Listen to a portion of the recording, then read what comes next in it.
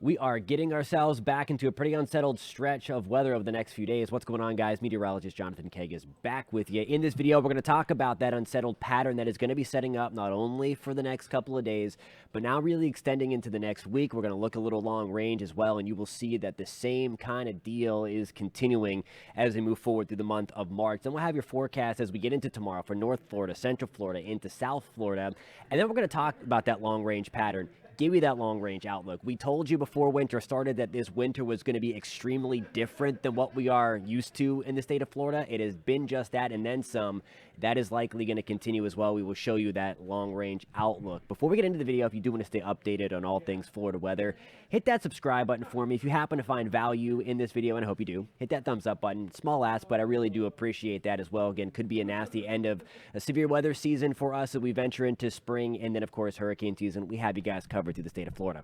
Alrighty, here we go. 8 o'clock in the morning on Saturday. Tomorrow, we're going to be watching for a weak front to slide on through. It's already here, but what this is going to do is it's going to stall out again and act as a pathway again on another weekend for all of this moisture that you see out here, that big blob, if you will, to work its way into from west to east. Now, I don't think the weekend is going to be a total loss, but we are going to be doing a little bit of dodging in terms of the scattered showers that are going to come in from the north and from the west. You see it there? That's 8 o'clock with scattered showers around. You see some breaks in the action as well as this kind of goes rapid fire through. Let me take this back for you, and we're going to go a little slower there. My time settings are all jacked up. So we're going to go through that in real time.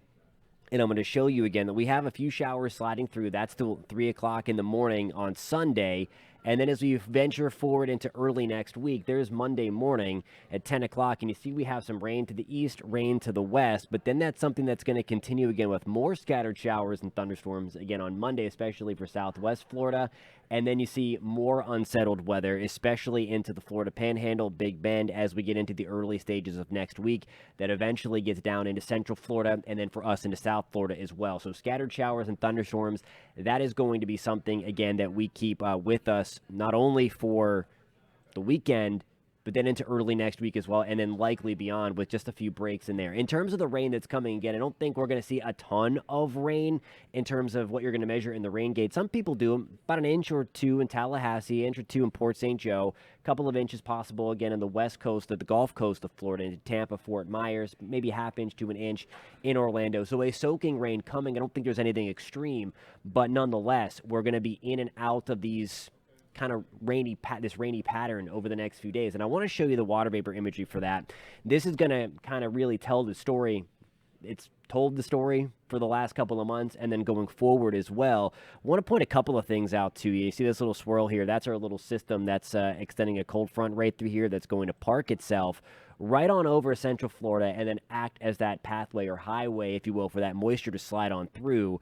If we go back even further to the western Gulf of Mexico, back into the Pacific Ocean, here is our very active subtropical jet stream that is blasting across Mexico, blasting across the Gulf, and that is transporting all of that moisture. Again, it's been the reason why we've been so cloudy in Florida, record cloudy, in fact, and it's the reason why that we're going to continue to keep things unsettled as well. Secondary component, you see this big swirl up here, and there's a crazy event going on in the Sierra Nevadas. Look at all the moisture streaming in from the Pacific and then blasting California as well. Huge, huge snowstorm out there. I want to show you these amounts. Some places in the Sierras could pick up more than 12 feet of snow from what started on Thursday, started yesterday, and then continuing out into Monday. Just insane amount of numbers. And again, that's what you see there. Again, most of the event really wrapping into Thursday and Friday. So you see that is what is to come until Monday. But when all is said and done, there's that Pacific moisture from that very active Pacific jet stream. Some places, again, picking up more than 100 inches of snow out in that direction. All right, so I mentioned earlier in the video about the long-range outlook. This is over the next 2 weeks, and you see that big, bright green shade there over a lot of the southeast, including the Florida Peninsula and Panhandle. This is the probabilities, again, for the higher than normal precipitation across the southeast corner that is expected to continue and likely stay with us, again, through at least the month of March, and then likely for the first part of spring as El Nino holds on. Now, we've talked about it on this channel as well, that will make that transition into La Nina, unfortunately, in time for hurricane season, which, of course, if you follow the weather, you know that's not the best news that I could pass along. We'll talk much more about that for another time as that pattern for steering for the tropical system starts to become a little more evident over the next few months. All right, in North Florida, we're talking about the wet weather coming through. 73 in Tallahassee, Cedar Key, we're back to the upper 60s. St. Augustine, we are in the low 70s. Again, with that scattered shower and thunderstorm activity continuing, a little bit cooler than where we've been, lower 70s.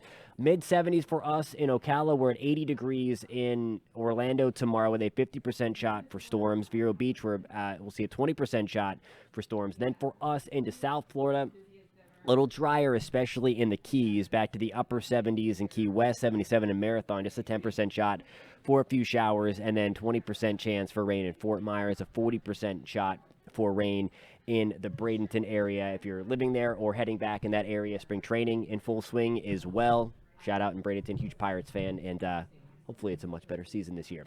Alrighty, guys, we will catch you next week. Thank you so much for tuning in. Again, if you want to stay updated on all things Florida weather, you've come to the right place. Hit that subscribe button for me, and we'll catch you next time.